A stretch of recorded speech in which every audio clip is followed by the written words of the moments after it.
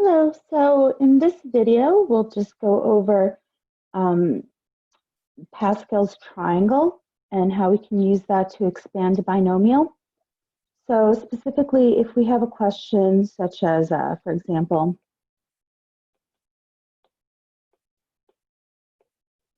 something like x to the fifth minus 2 to the fourth power, how can we quickly expand this rather than saying, okay, what is x to the fifth minus 2 times x to the fifth minus 2 times x to the fifth minus 2 times x to the fifth minus 2, which will take a long time, right?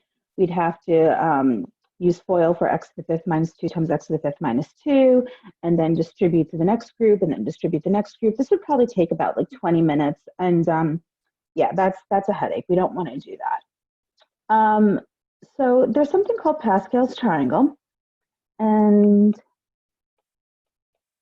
there's a lot of really cool applications of this, but it's essentially just a number pattern.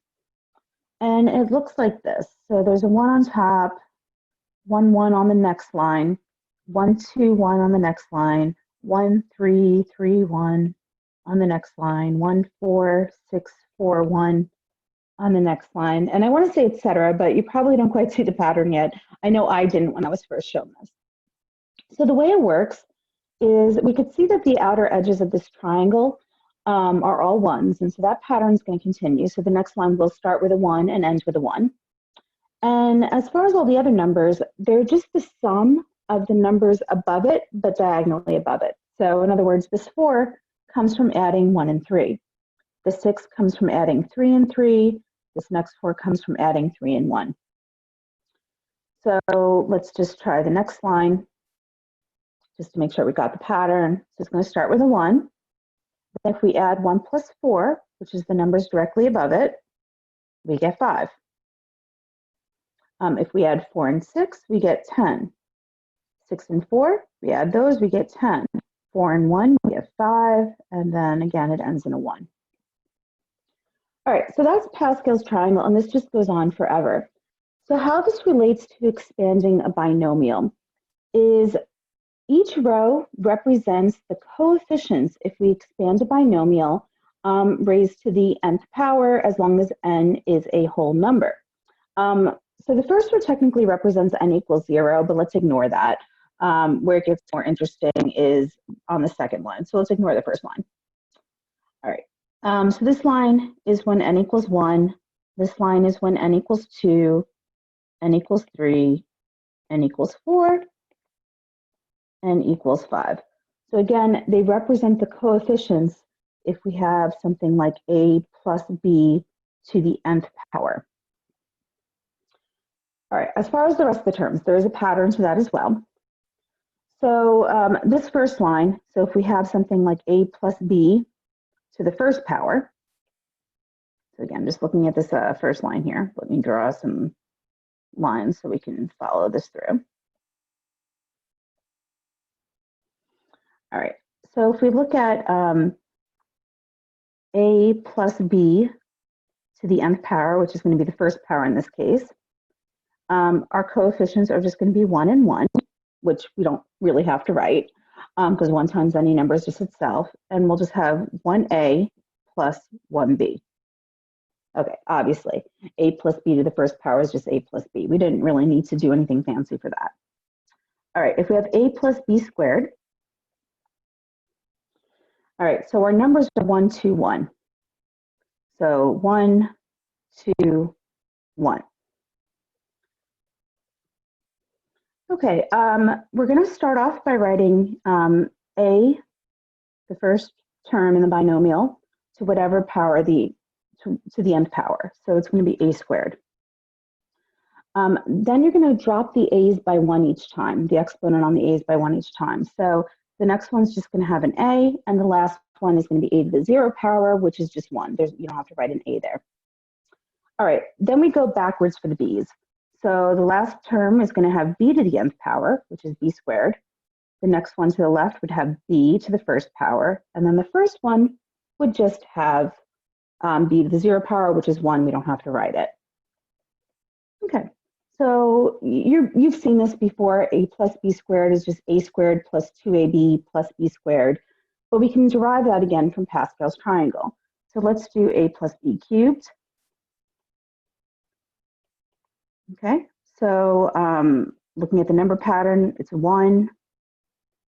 The next number is a 3. The next number is a 3. And then the last number is a 1. All right, now looking at the variable parts, again, we start off with a to the nth power. Our next one is going to be a to 1 less power, so it's squared, and then a to the first, and then the last one doesn't get an a. Going backwards for the b's, we have b cubed, b squared, b to the first, and again, the very first term doesn't have a b. Again, you could write this a little bit simpler without writing all the extra ones in there. So it's going to be a cubed plus 3a squared b plus 3ab squared plus b cubed. All right, let's do the next one a little bit faster. So if we have a plus b to the fourth, the coefficients are going to be 1, 4, 6, 4, 1. We don't have to write the 1 in front, so I'm not going to. So it's going to be a to the fourth plus 4a cubed b plus 6a squared b squared, so the b's are going up, the a's are going down, plus 4ab cubed, and then the last term is b to the fourth. And I'll write this line over here so I have a little extra room. So if we're looking at a plus b to the fifth power, it's going to be a to the fifth. Second term is a 5 in front, so it's 5a to the fourth b plus 10a cubed b squared plus 10a squared b cubed, and I still ran out of space. Keep going along this line here. 5ab cubed, oops, sorry. This should be a b cubed. Let me just fix this. This should be a b cubed, right? The b's just keep going up, the a's keep going down, plus 5a b to the fourth, and then the last term is just b to the fifth. All right, so if I'll get to the question that I started with in a moment. So if we have like a to the fifth minus 2 to the fourth, we'll get to that. But let's just do an example. So suppose we had something like x to the third minus 5 to the fourth power. Okay. Oops, sorry, let's do plus 5. X cubed plus 5 to the fourth power. So we know that when we expand this, if we have something of the form a plus b to the fourth power, we just figured out that this is a to the fourth plus 4a cubed b plus 6a squared b squared plus 4ab cubed plus b to the fourth. Let me just double check. Right, I'm just using this line. Okay, we're good. All right. So when looking at this question, this is our a, this is our b. So in this formula, wherever I see a, I plug in 5. Wherever I see b, wherever I see a, I plug in x cubed. Wherever I see b, I plug in 5. So let's do this. So if we're looking at x cubed plus 5 to the fourth power, this is going to be x cubed to the fourth power, because that's our a to the fourth term, plus 4a cubed, remember a is just x cubed, times b, which is 5, plus 6 times a squared, which would be x cubed squared, times b squared, which is 5 squared, plus 4a, which is x cubed, times b cubed, which will be 5 cubed. And again, even though I'm writing it x cubed, remember that's x cubed is our a, so we're still saying a to the first power, just like I wrote over here. So don't get confused, the fact that there's like these double exponents going on, right? This is really x cubed to the first power.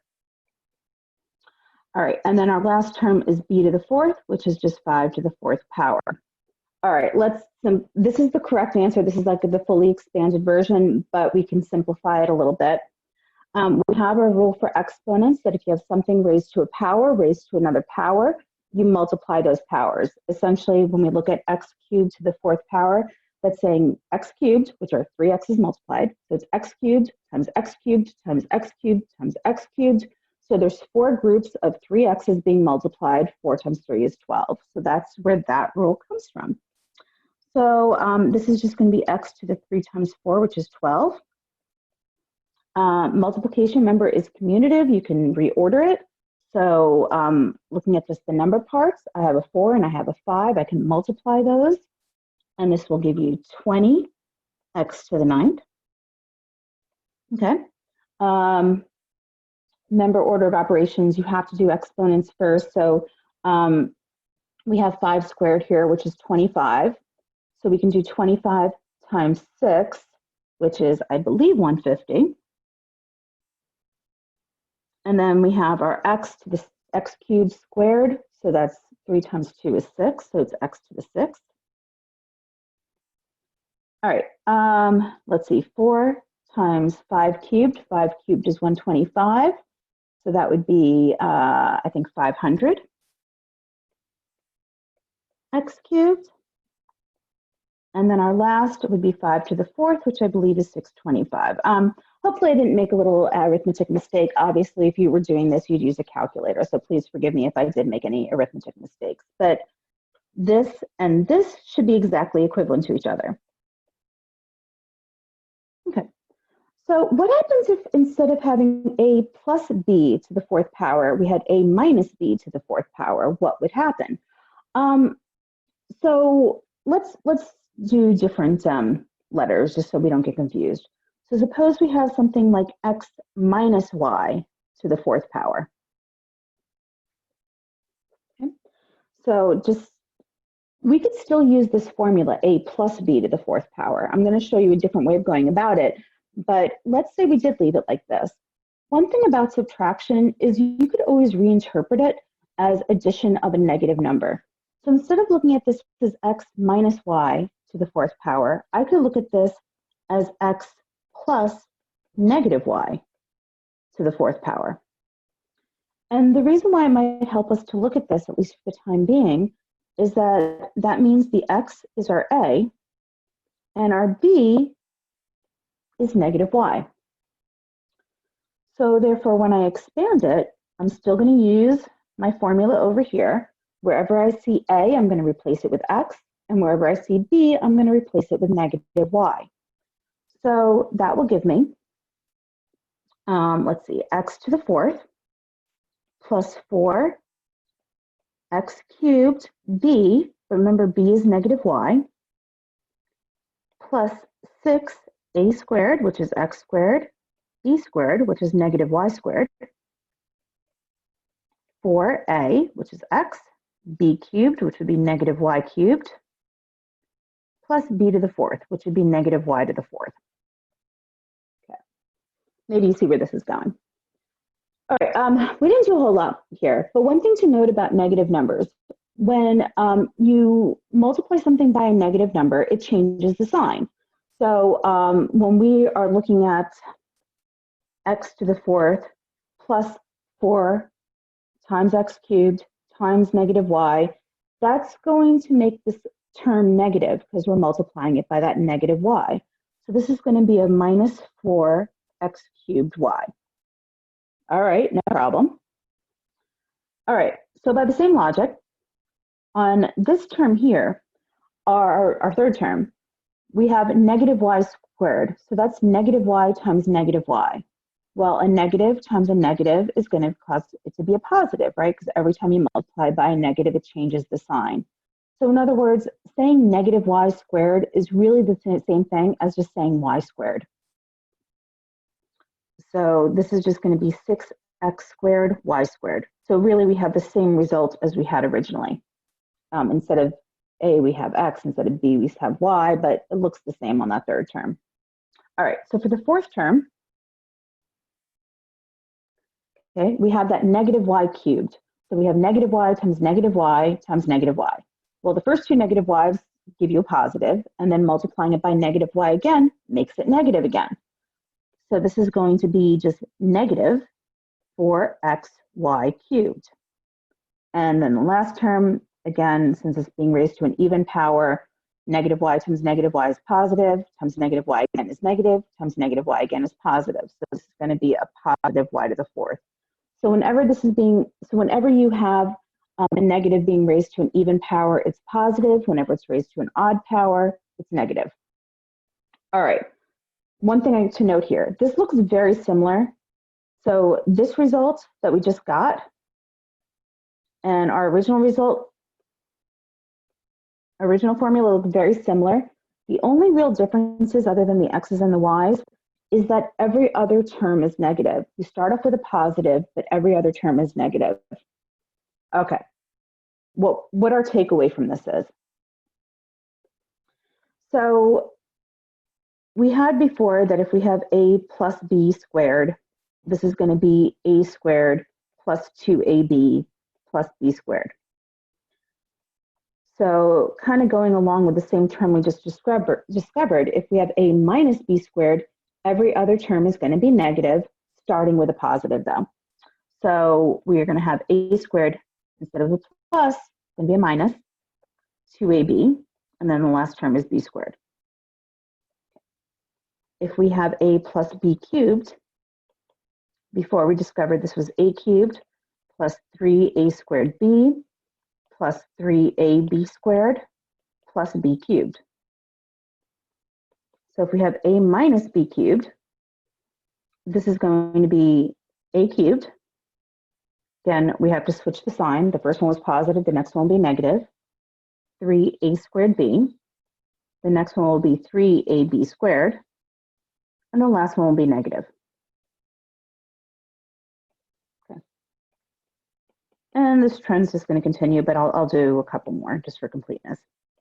If we have a plus b to the fourth, this would be, we found before was a to the fourth, 4a cubed b plus 6a squared b squared plus 4ab cubed plus b to the fourth. Okay. But if we make it a minus b, start off with a positive, and then every other one is going to be negative. They just alternate signs.